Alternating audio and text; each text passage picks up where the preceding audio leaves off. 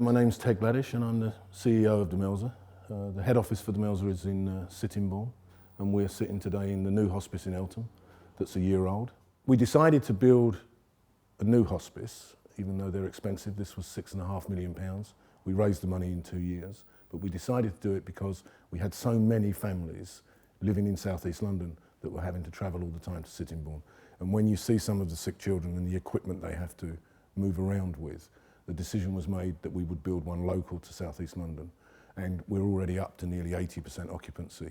And if you consider that Sittingbourne's been open 12 years and that only sits at 85% occupancy, we've already done a tremendous job here with the support of the families.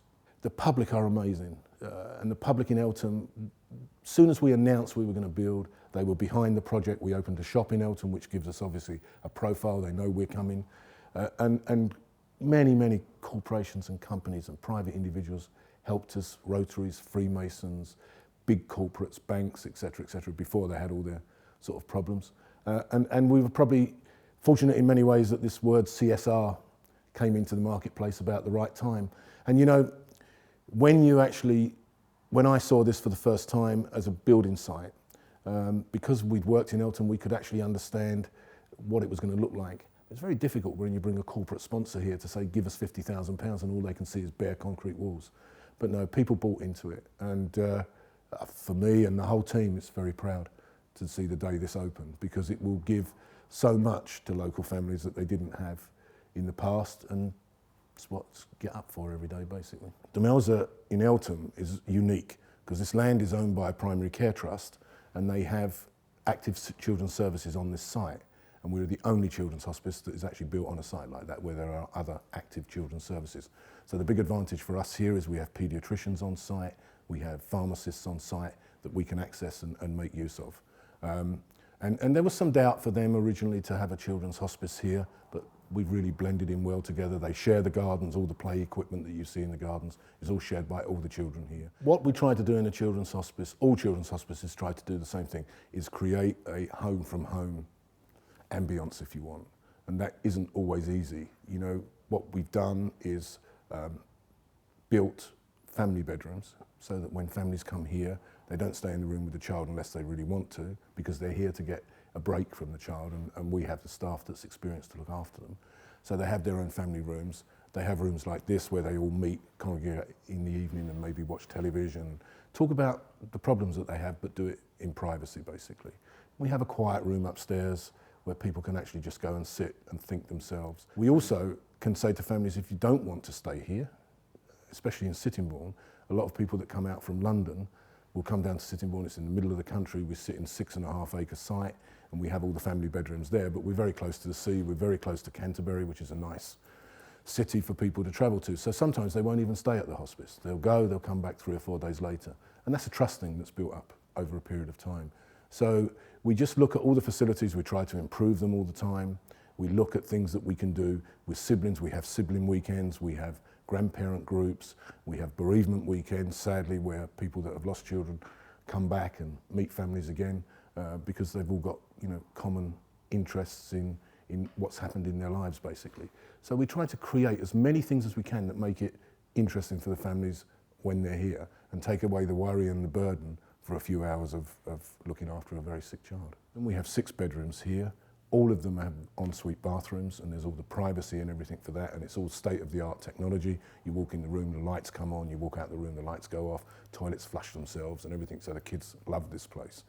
And then we have multi-sensory rooms for children that have sensory difficulties. There's 2 main experiences with the sensory room. It's light and it's sound.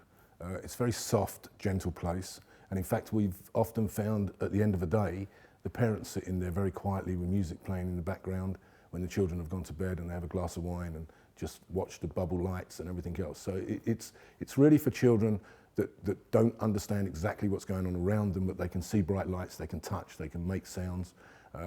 Music therapy, for example, we have some light beams that even if a child blinks, it will actually trigger something and a musical instrument will play. So there's all those sort of things that, what we want to do is we want to engage the children and the families as much as we possibly can, rather than just sit them in the corner and say watch television, because that's of no benefit to them. So multi-sensory rooms, soft playrooms where they can fall over and they can't hurt themselves are really important to the children. And it isn't just bringing them here and saying, okay, you're here now, you know, and you'll go home in 3 days.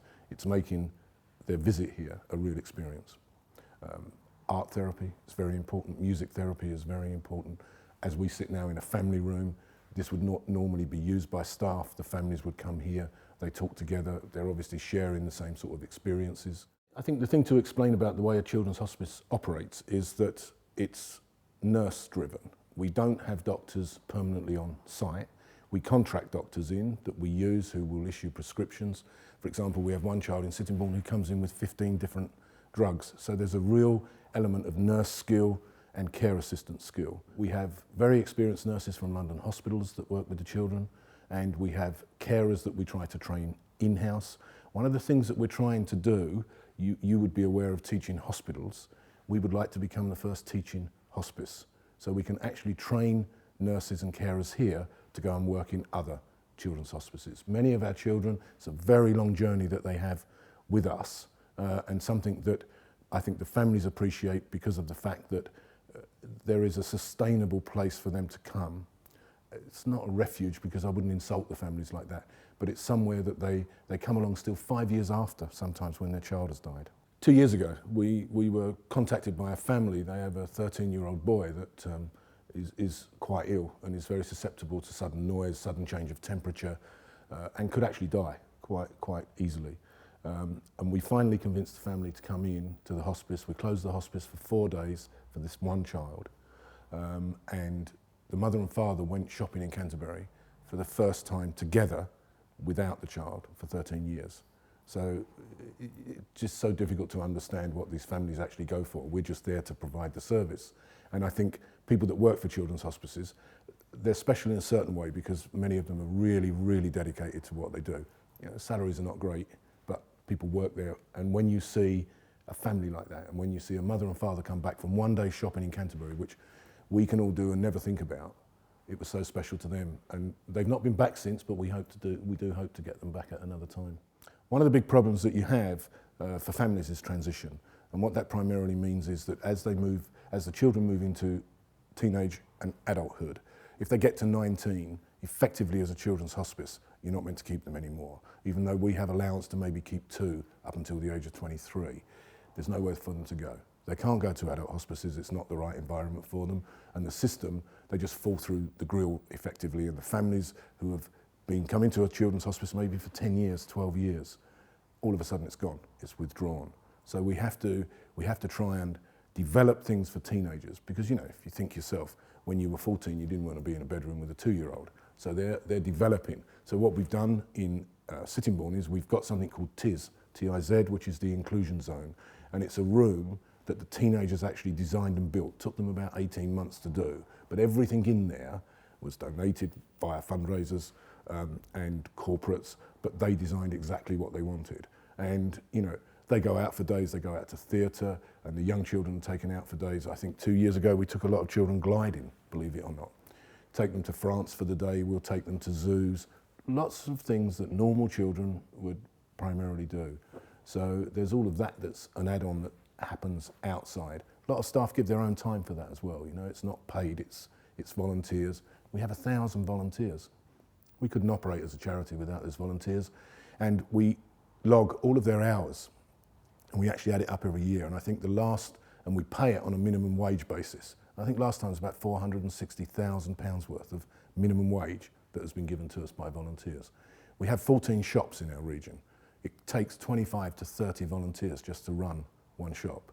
So we're forever looking for volunteers and friends groups that can actually generate income for us and work with the children. Where are we for the future? Well, Eltham's open now, it's done, it's a lovely facility. And now we look back to the original hospice in Sittingbourne, 12 years old. Facilities, tired now. For example, here in the children's bedrooms, everyone has a bathroom en suite. In Sittingbourne, we have one assisted bathroom in a corridor of 8 bedrooms. So we are going to launch a capital appeal in October to raise £1 million to build bathroom en suites, replace 2 bedrooms that we're going to lose by building the bathrooms, and also build 2 teenage bedrooms. So we'll go from an 8-bedded unit to a 10-bedded unit. and we're also going to build a hydrotherapy centre with hydrotherapy pool. 40% of our money comes from the lady that steps outside of Sainsbury's and puts £1 in a pot, or the school that send us £100, along with obviously the big corporates that support us as well.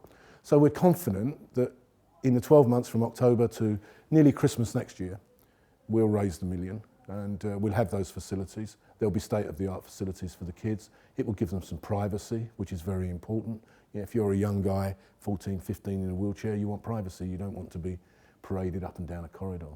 So yeah, we're looking forward to it. It's the next challenge. It's the next thing we want to do. This was a big challenge. £1 million sounds a lot, but we've got a good team. We'll get there in the end.